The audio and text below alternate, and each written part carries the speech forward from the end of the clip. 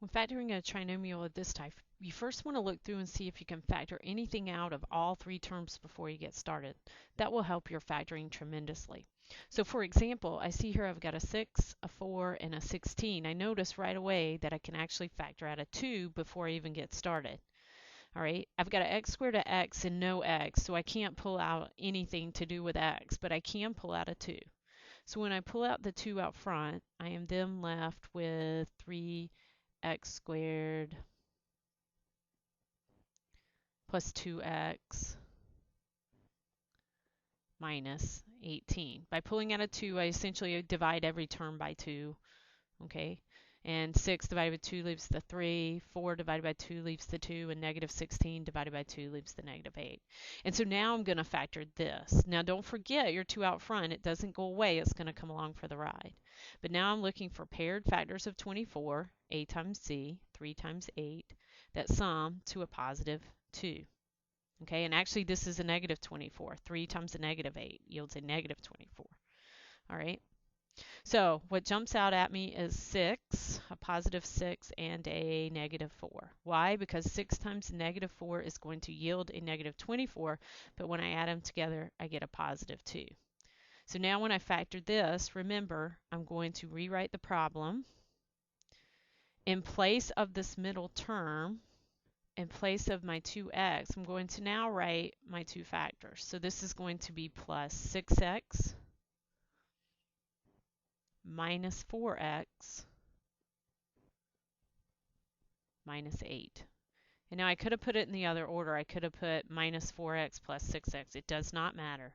Okay, but notice what I've done. I've substituted the 2x for the 6x and the minus 4x. Where did I get 6 and minus 4? I got it here. Those are my two factors, okay, because 6 times negative 4 yields negative 24. Okay, and now I'm ready to factor this using the grouping method. I'm going to group the first two things together and group the second two things together. 3x squared and a 6x. I notice I can pull out a 3, and I notice I can pull out an x. And in this case, I'm left with an x, because 3x squared divided by 3x just yields an x, and a plus 2, because 6x divided by 3x just yields 2. Over here, I'm going to look at my other two terms. I see that I can pull out a negative 4.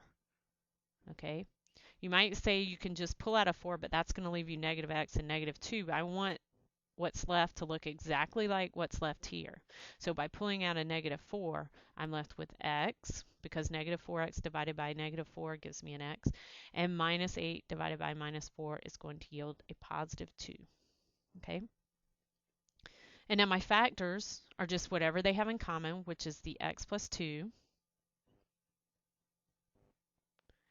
and then whatever was left out front is my second, 3x and a minus 4.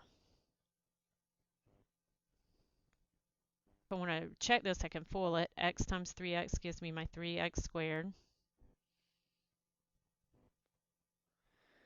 X times minus 4 gives me minus 4x.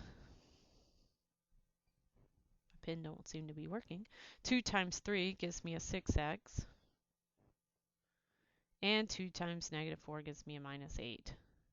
Combining like terms, I end up with 3x squared plus 2x minus 8. Okay? And now I've forgotten one very important point. This 2 was out front here. So when I do my final answer, I need to bring the 2 along. That needs to stay out front. Okay, so this actually is my final answer with the 2 out front. Okay, so to get back to my original 6x squared plus 4x minus 16, I need to keep that 2 out front. Okay, and you can see here when I distribute that 2 to each term, I would then end up with the 6x squared plus 4x minus 16. Okay, so I actually made the mistake myself, but when we factor out a number, it needs to come along for the ride. It should be with us throughout the entire problem, or at least when you get down to the answer. Don't forget, it doesn't go away. It needs to stay out front.